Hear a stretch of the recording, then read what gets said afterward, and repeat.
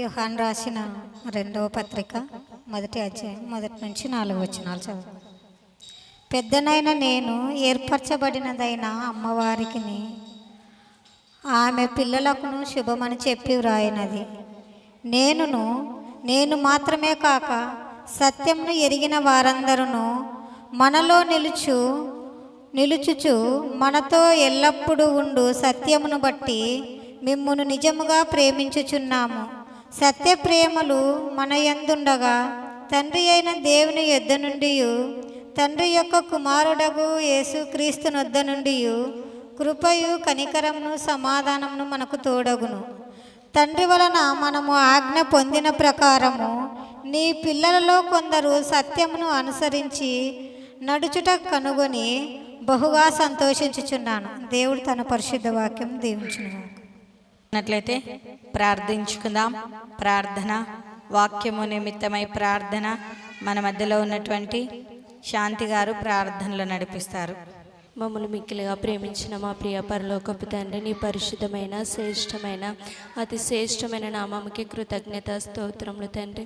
నేను నీ సన్నిధిలో ఇంతవరకు పాటలతో నేను ఆరాధించగలిగామయ్యా.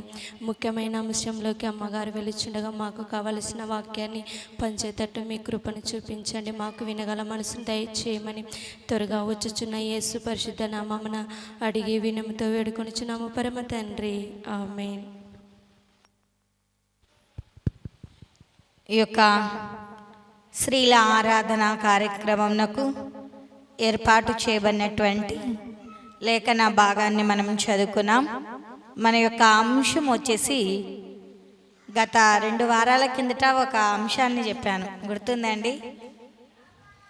తల్లిదండ్రులు పిల్లలకు ఏమి నేర్పించాలి, ఏమి బోధించాలో కొన్ని విషయాలను మనం జ్ఞాపకం చేసుకున్నాం. ఇంకా నెక్స్ట్ మంగళవారము కుటుంబ ప్రార్థన నుండి మనం జరుపుకోలేదు.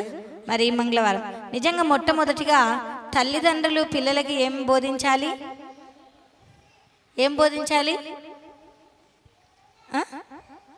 దేవుని వాక్యమును బోధించాలి. బోధిస్తూ ఉన్నామా? వాక్యం విన్నప్పటి నుంచి నేను బోధిస్తూ ఉన్నాను అన్న వాళ్ళు ఒక్కరున్నారా? వింటున్నాం, పెడచెవున పెడుతున్నాం. వాక్య ప్రకారంగా జీవించడము నేర్చుకుందాం. రెండవది ఏం బోధించాలి? దేవుని యందలి భయపడినట్లుగా నేర్పించాలి, భయభక్తులు నేర్పించాలి. నేర్పిస్తూ ఉన్నామా లేదో ఒక్కసారి మనలను మనము అమ్మ మీ పిల్లలను మీ దగ్గర కూర్చోబెట్టుకోండి. మూడోది ఏమి నేర్పించాలి, ఏం బోధించాలి? పిల్లలకు క్రమశిక్షణ నేర్పించాలి. క్రమశిక్షణ లేకుంటే ఎంత అందమున్నా, ఎంత ధనమున్నా, ఎంత పలుకుబడి ఉన్నా అంతా కూడా బూడిదలో పోసిన పన్నీరు లాంటిదేనండి. కనుక తల్లిదండ్రులైనటువంటి వారు పిల్లలకు ఏమి బోధించాలో, ఏమి నేర్పించాలో గత 2 వారాలు మనము ఆ 3 పాయింట్లను మనం జ్ఞాపకం చేసుకున్నాం. ఈ దినాన 4వదిగా మనం ఏమిటంటే మన పిల్లలకు ఏమి బోధించాలి అంటే సత్యమును అనుసరించి నడుచుట నేర్పించాలంట. నా మాటలు కాదండి, దేవుని వాక్యాన్ని. ఇక్కడ ఇంతవరకు చదవబడిన లేఖనములలో మనము జ్ఞాపకం చేసుకున్నట్లయితే ఇక్కడ యోహాను రాసిన 2వ పత్రిక 1 నుంచి 4 వచనాల్లో మనం జ్ఞాపకం చేసుకున్నట్లయితే అక్కడ అమ్మగారైనటువంటి ఆమె పేరు రాయబడలేదు, కానీ అమ్మగారు అని తెలియచేస్తుంది. అమ్మగారు తన పిల్లలకు ఏమి నేర్పిస్తుంది అంటే సత్యమును అనుసరించి నడచాలని నేర్పిస్తుంది. మరి అంత మాత్రమే కాకుండా తండ్రి వలన ఆజ్ఞ పొందిన ప్రతి ఒక్కరూ కూడా సత్యమును అనుసరించి నడుచుకోవాలని 4వ వచనములో చాలా ఖండితంగా మనకు తండ్రి వలన మనము ఆజ్ఞ పొందిన ప్రకారము నీ పిల్లలలో కొందరు సత్యమును అనుసరించి నడుచుచుండుట కనుగొని బహుగా సంతోషించుచున్నాను.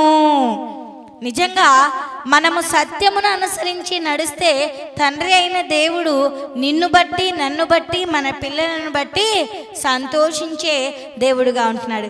ఇక్కడ అమ్మగారు కూడా చాలా చక్కగా తెలియచేస్తున్న మాటలు ఏమిటి అంటే, మరి ఆమె పిల్లలకు శుభమని చెప్పి రాయినది, నేను మాత్రమే కాక సత్యమును ఎరిగిన వారందరూ.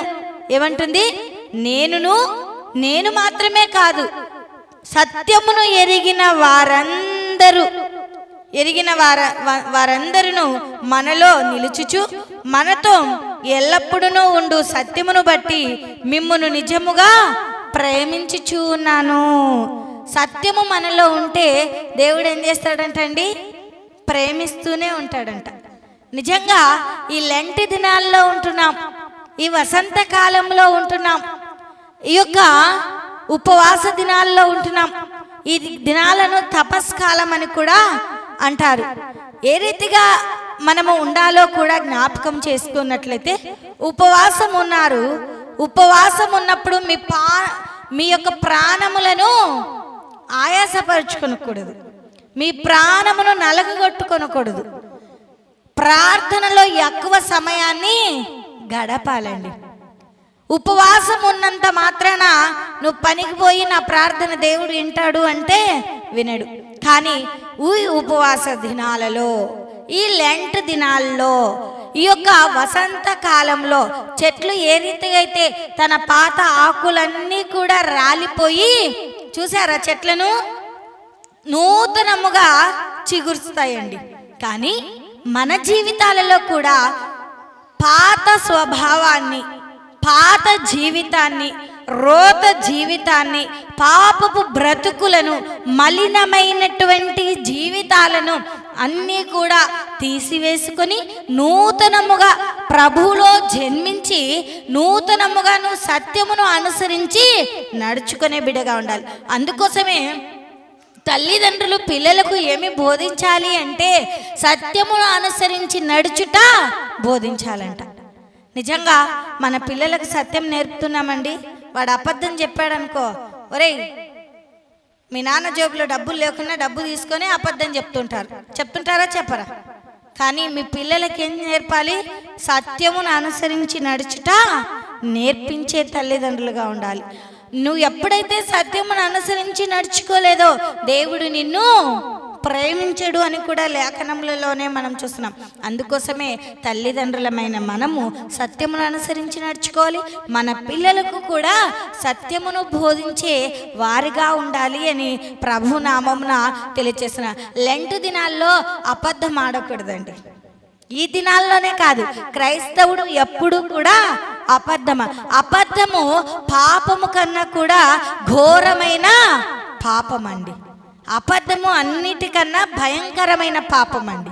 మనం అనుకుంటాం, నేను అబద్ధం ఆడుతున్నానులే, నన్ను ఎవ్వరూ చూడడం లేదులే, ఈ చిన్న అబద్ధమే కదా అనుకుంటుంటాం. కానీ ఈ అబద్ధం వల్ల ఏం కోల్పోతావు అంటే నిత్య నరకాగ్నిను సంపాదించుకుంటావు, ఆ యొక్క దేవుని పట్టణాన్ని కోల్పోతావు. అబద్ధం అనేది ఎన్నటికీ ఆడక సత్యమును అనుసరించి నడిచినట్లయితే దేవుడు నిన్ను నన్ను ప్రేమించే దేవుడుగా ఉంటూ ఉన్నాడు అనేది జ్ఞాపకం అందుకోసమే సత్య ప్రేమలు మన యందు ఉండగా తండ్రి అయిన దేవుని యొద్ద నుండి, తండ్రి యొక్క కుమారుడగు యేసుక్రీస్తు యొద్ద నుండి కృపయు కనికరమును సమాధానమును మనకు తోడగును. సత్యమును అనుసరిస్తే కృప సమాధానము దేవుని యొద్ద నుండి మనకి ఎలా ఉంటాయంట? తోడుగా ఉంటాయంట.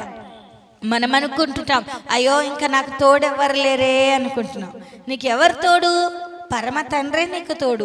ఆయనే పరమ తండ్రి, ఆయనే పరమ భర్త. ఆయన నీకు తోడుగా ఉంటాడు. నువ్వు సత్యమును అనుసరించి నడిచినప్పుడు, నీ పిల్లలకు సత్యమును బోధించినప్పుడు, సత్య మార్గములో వారిని నడిపించినప్పుడు దేవుడు నీకును, నీ కుటుంబానికి, నీ పిల్లలకును తోడుగా ఉండి నడిపించే దేవుడుగా ఉంటున్నాడు. ఇక్కడ అమ్మగారికి అమ్మగారికి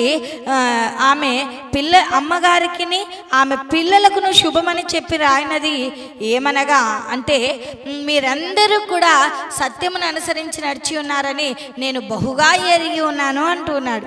నిజంగా అందును బట్టి దేవుడు మనకు తోడుగా ఉన్నాడు. దేవుడు మనల్ని ప్రేమిస్తూ ఉన్నాడు. అంత మాత్రమే కాకుండా ఆయన కృప, ఆయన సమాధానము మనకు తోడుగా ఉంటుంది. నిజంగా మనం అనుకుంటున్నా, నేను కృపలో ఉంటున్నానులే, నేను సమాధానంతో ఉంటున్నాను. నిజంగా ఉపవాసం ఉన్నప్పుడు నువ్వు సమాధానము లేకున్నా శుద్ధ దండగనేనండి. ఉపవాసం ఉన్నప్పుడు అమ్మ నాకు పనులున్నాయి, నాకు బాధలు ఉన్నాయని నువ్వు ఉపవాసం ఉండాల్సినటువంటి అవసరత లేదండి.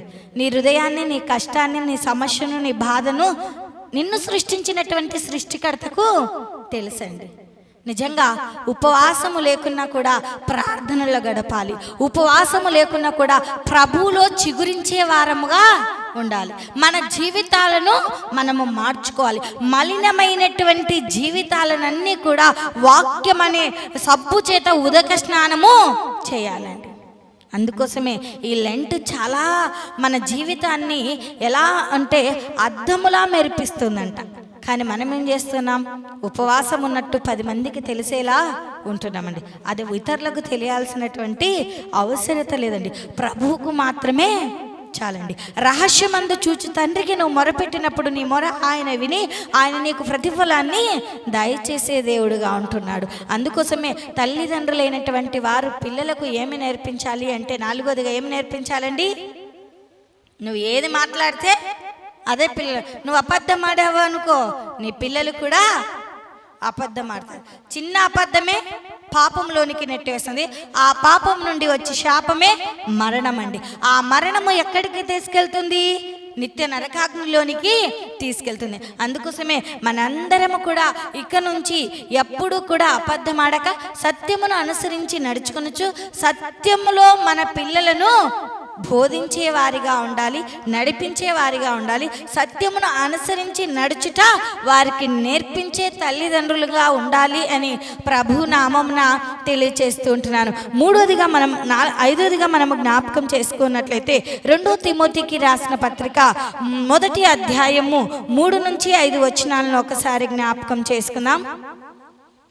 తిమోతికి రాసిన 2వ పత్రిక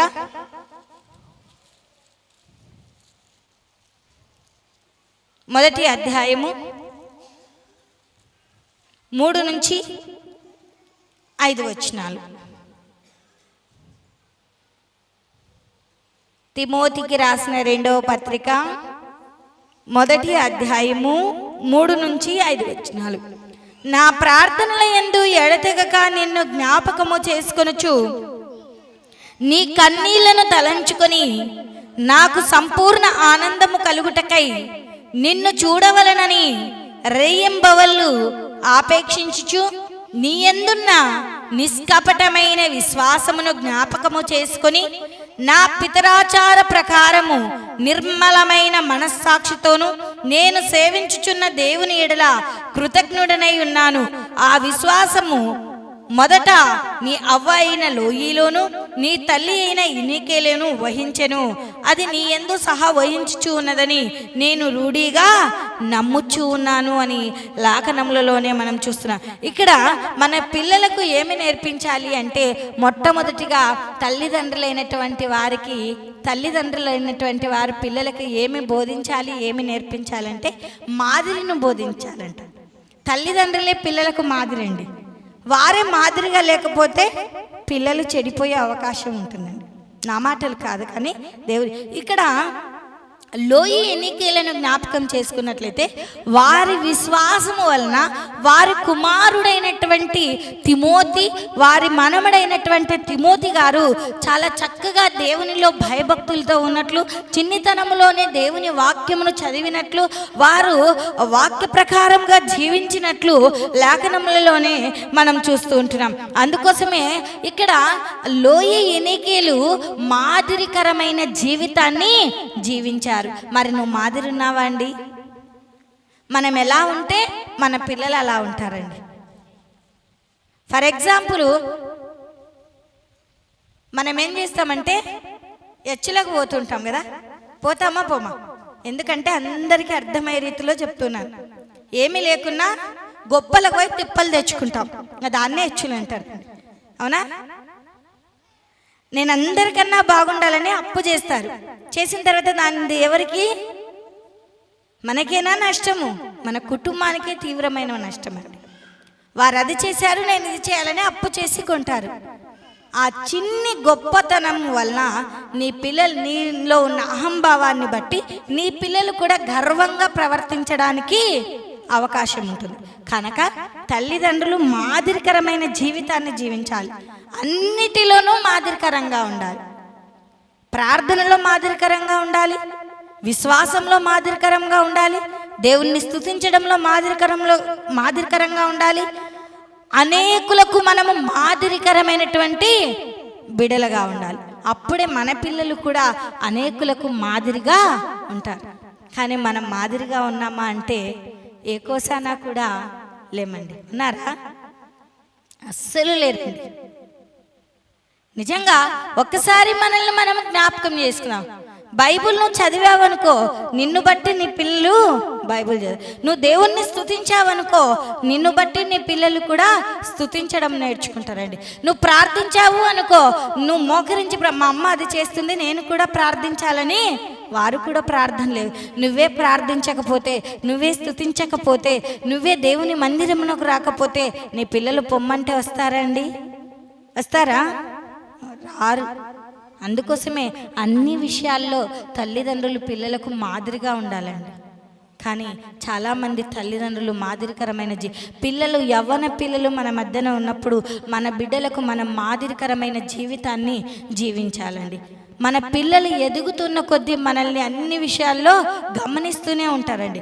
మనం నడిచే నడకని గమనిస్తూ ఉంటారు, మనం కూర్చుండే వాటిని గమనిస్తూ ఉంటారు, మనం మాట్లాడే తీరును గమనిస్తూ ఉంటారు. కనుక అన్నిటిలోనూ మాదిరిగా ఉండాలి. కానీ తల్లిదండ్రులైనటువంటి వారు ఎలా ఉన్నారు అంటే 5 రూపాయలు చేతిని పెట్టి నశం తీసుకురాపరా అనే వాళ్ళు ఉన్నారండి. అవునా కాదు?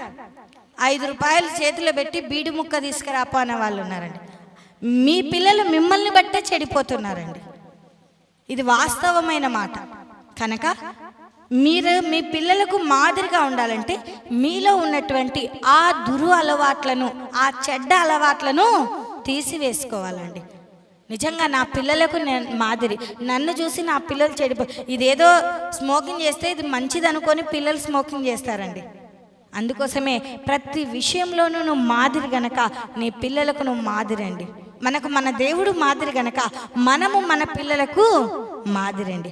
మాదిరికరమైన జీవితాన్ని జీవించాలి. కానీ మరి మాదిరికరంగా నువ్వు ఎదగలేకపోతే, మీ పిల్లల ఎదుట నువ్వు మాదిరికరంగా ఉండలేకపోతే, నువ్వు జీవించి కూడా బ్రతికి ఉన్నా కూడా సచ్చిన శవంతో సమానం. నువ్వే సరిగ్గా లేవన్నప్పుడు తల ఎక్కడ పెట్టుకుంటారో ఒక్కసారి ఆలోచన చేయండి. అందుకోసమే తాగేవారికి కానీ నా అన్నలు మరి అక్కమ్మ మరి అమ్మలకే తెలియచేసే మాట ఏమిటి అంటే, మీలో ఒకవేళ ఆ దురలవాట్లు ఉంటే వాటిని తీసివేసుకొని మీతో ఈ దినాన్నే స్టాప్ చేసుకొని మీరు పిల్లలకు మాదిరి, మీరు పిల్లలకు ఆదర్శం గనక, మిమ్మును బట్టి మీ పిల్లలు ఎదగాలి గనక మీరు అన్ని విషయాల్లో మాదిరిగా ఉండాలి. అందుకోసమే ప్రార్థించడము మీ పిల్లలకు నేర్పించండి. 1-2 నిమిషాలు కుటుంబ సమేతంగా కూర్చొని ప్రార్థించుకొని భోంచేయండి. ఎంత ఆశీర్వాదమో ఒక్కసారి చూడండి. నిజంగా ముసలమ్మ ముచ్చట్లకైతే కూర్చొని ముసలమ్మ ముచ్చట్లు పెడతామండి. ప్రార్థన జీవితం అంటే ఎవరి కొద్దీ వాళ్ళు పండుకుంటారండి. అవునా కాదు? కానీ ప్రార్థన సమయం మాత్రం పడుకునేటప్పుడు కానీ లేచినప్పుడు కానీ నువ్వు 2 నిమిషాలు నీ పిల్లలతో ఏకీభవించి నిజంగా యోబును జ్ఞాపకం చేసుకుంటే తన పిల్లల కొరకు ఎంతగా ప్రార్థించాడండి రేయి మొదటి జామును లేచి. మరి ఈనాడు నువ్వు ప్రార్థిస్తూ ఉన్నావా? నువ్వు మాదిరిగా ఉన్నావా? ఒకసారి జ్ఞాపకం చేసుకున్నావు. తల్లిదండ్రుల ప్రార్థన పిల్లలకి ఎంతో దీవెనంటండి.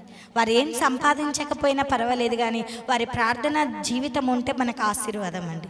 నిజంగా ఒక్కసారి మనల్ని మనము ఆత్మ పరిశీలన చేసుకున్నాం. కానీ మనమే ప్రార్థించకపోతే పిల్లల కొరకు పిల్లలు ప్రార్థనలో ఎదుగుతారా అండి? ఎదగరు. అందుకోసమే మాదిరికరమైన జీవితాన్ని జీవించడం నేర్చుకుందాం. చాలామంది మనం అన్ని విషయాల్లో మాదిరి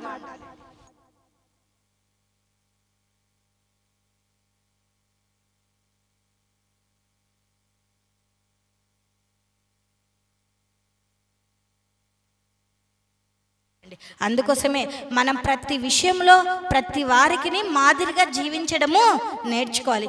ఎవరు అంటే ప్రభు పిల్లలని ప్రభువుకు ఘనత తెచ్చే విధంగా ఉండాలి, కానీ ప్రభు నామమునకు అవమానము తెచ్చే విధంగా ఉండకూడదండి.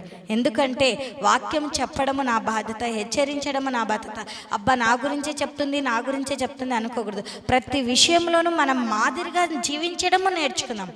ఏ విషయాల్లో మాదిరిగా ఉండాలి?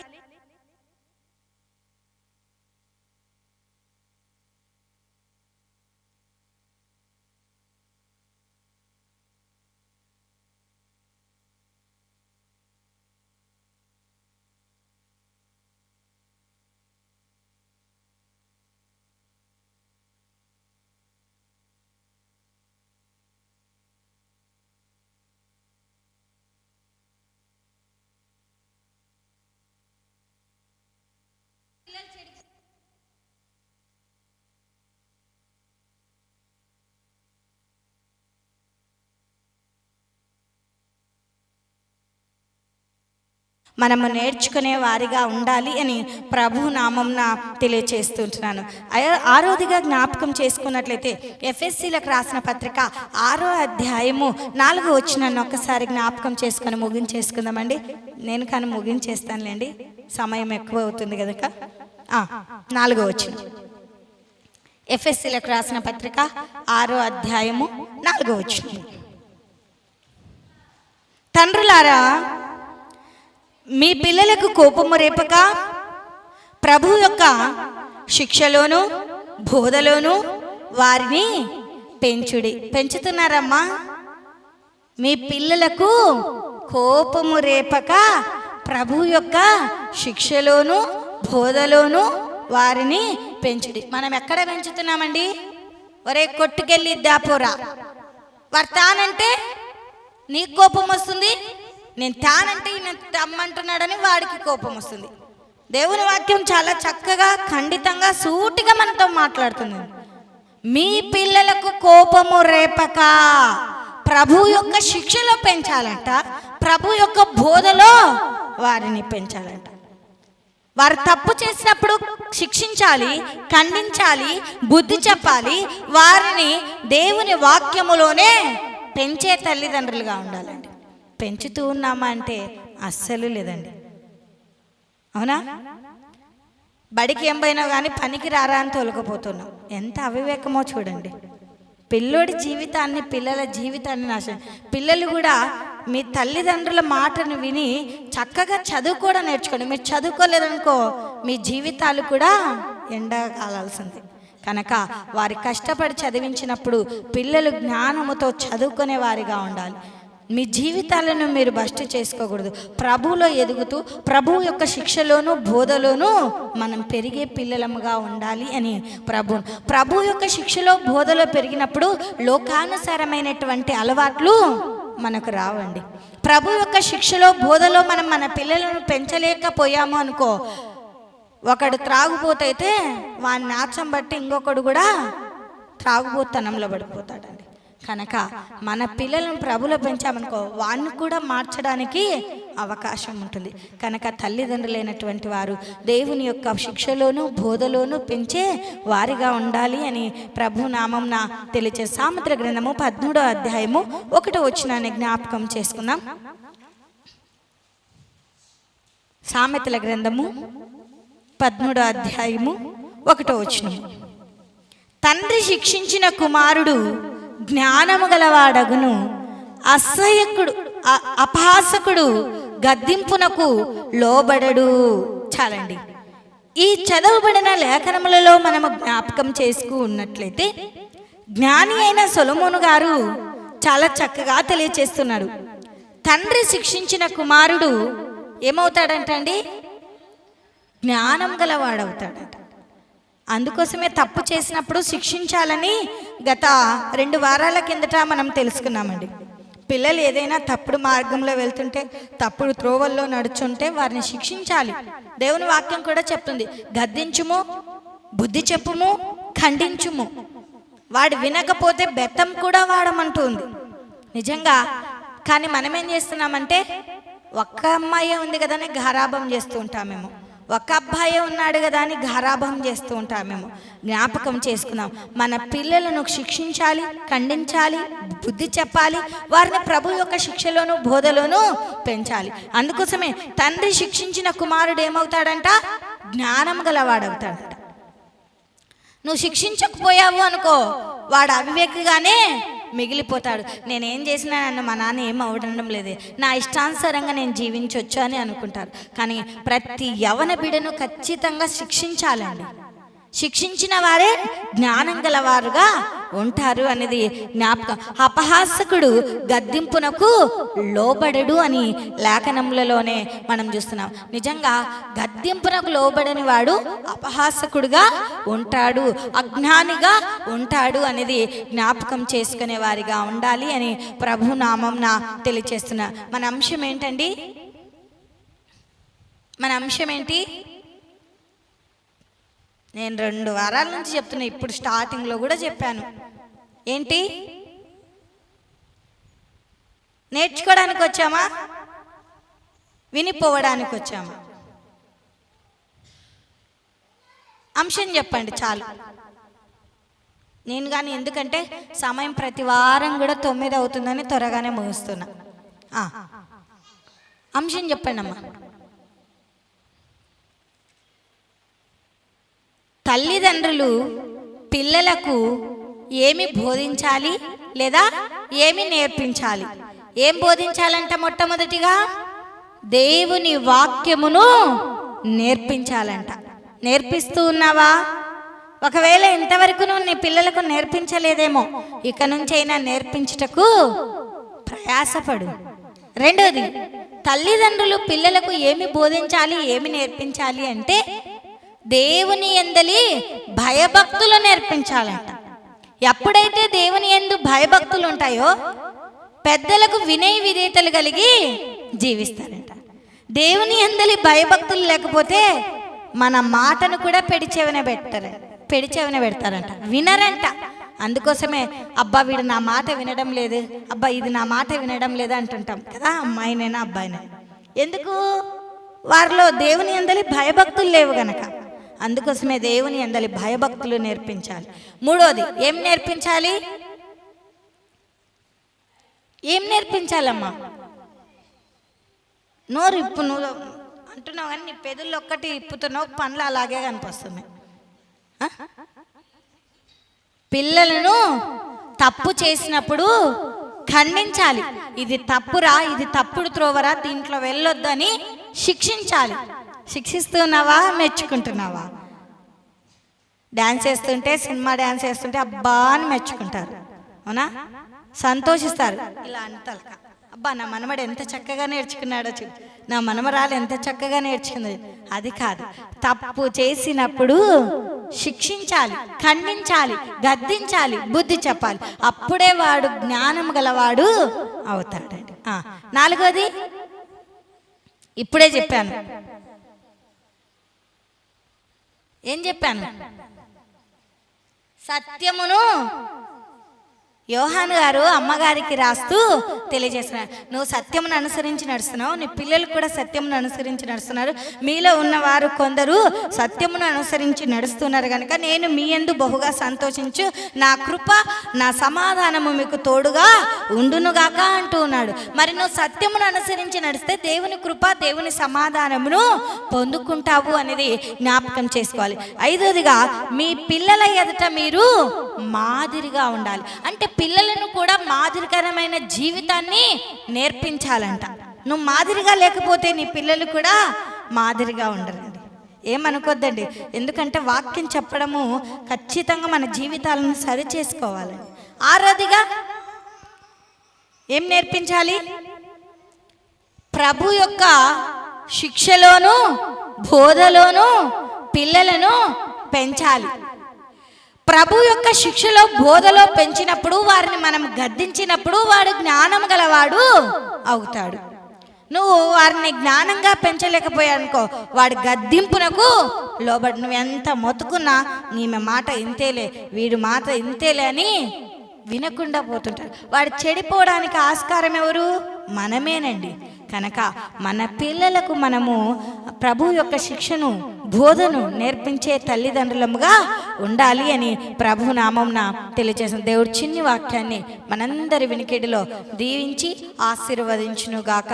అందరం తల్లు వంచుకున్నట్లయితే ప్రార్థించుకుందాం. ప్రార్థన మన మధ్యలో ఉన్నటువంటి పరిచారకురాలు దానమ్మ గారు ప్రార్థనలు నడిపిస్తారు.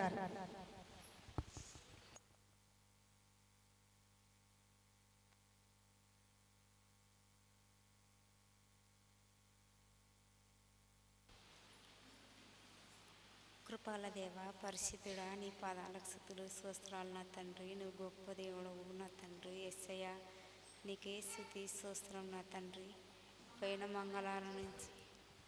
పోయిన మంగళవారం నుంచి ఇంతవరకు కాచి కాపాడినావు. నీకే ఏలాది స్తుతులు స్తోత్రాలు నా తండ్రి. నువ్వు గొప్ప దేవుడవు నా తండ్రి.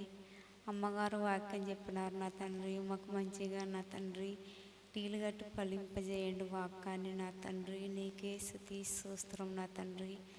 అవును నా తండ్రి, నిన్నటి దినంలో నా తండ్రి పిల్లలు ఎగ్జామ్లు రాసినారు.